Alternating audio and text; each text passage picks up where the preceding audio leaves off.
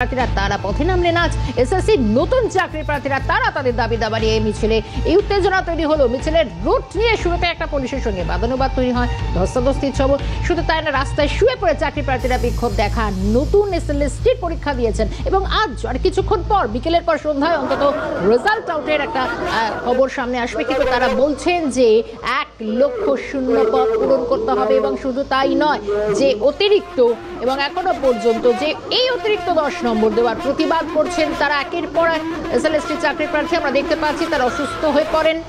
White channel পর্যন্ত মিছিল বলে প্রথমে চাকরি প্রার্থীদের বলা হয়, মাঝপথে মিছিলের রুট বদলে যায় এবং পুলিশের সঙ্গে এক প্রকার প্রায় ধস্তাধস্তি ছবি। প্রচুর সংখ্যক চাকরি প্রার্থী যারা আজকে পথে নামলেন, জোর করে বিক্ষোভকারীদের তুলেও দিল পুলিশ, কিন্তু তারপরও তাদের ধর্ণা অবস্থান কোনোটাই বাদ যায়নি। একেবারে শহরের প্রাণকেন্দ্র ধর্মতলায় তারা মিছিল এবং অবস্থানে সামিল হলেন। একবার ছবিটা দেখেন।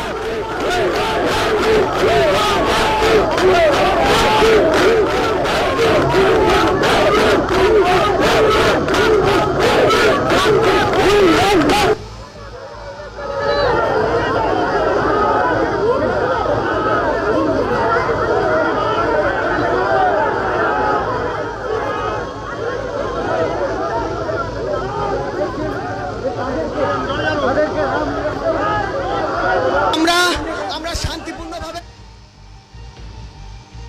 কিন্তু পুলিশ আমাদেরকে এই আন্দোলন বানচাল করে দেওয়ার জন্য আমাদেরকে অন্য ঘুরপথে নিয়ে গিয়ে আমাদের আন্দোলনটা ব্যর্থ করে দিতে চাইছিল।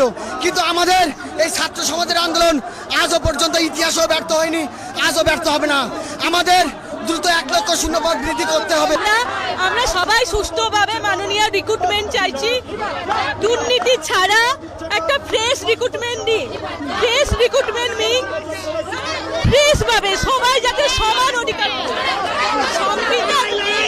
সবাই যাতে সমান অধিকার পায়, যেটা 16 নম্বর দ্বারা এখানে এর কোনো কনস্টিটিউশনাল কোনো গ্রাউন্ড নেই যে 10 নম্বর কোত্থেকে আসলো। 2016 সালের প্যানেল যদি অবৈধ প্রকাশিত হয় সুপ্রিম কোর্টে মহামান্যের দ্বারা, তাহলে ওখানে 10 নম্বর ছিল না। ওখানে 10 নম্বর না থাকাতে 2025 সালে যে গ্যাজেট আসলো ওখানে 10 নম্বর কোত্থেকে আসলো। আর 2025 সালের গ্যাজেটে কিন্তু ওখানে অ্যাম্বিগুয়াসলি স্টেটমেন্টে উল্লেখ করা হয়েছে ক্লিয়ারলি।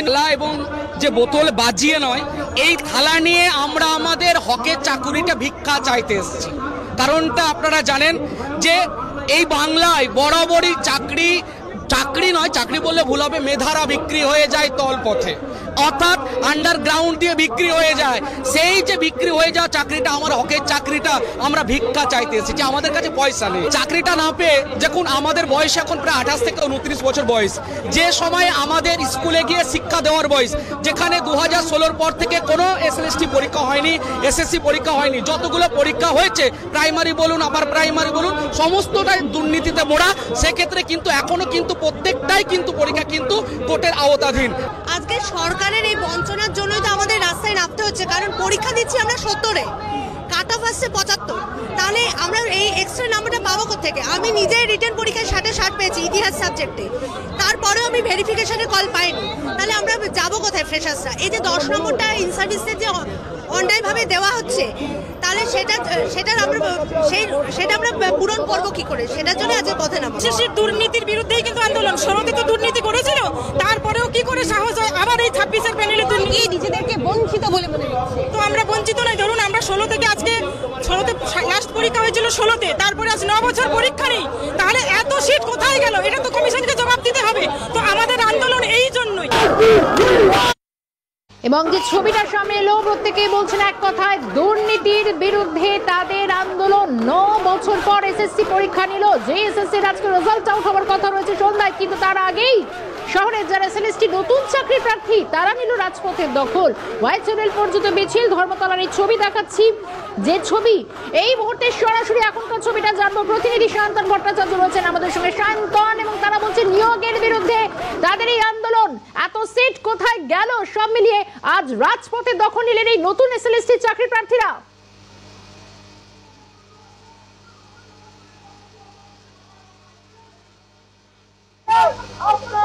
আপনার মন্ত্রিসভা এবং আপনার করার লোকেরা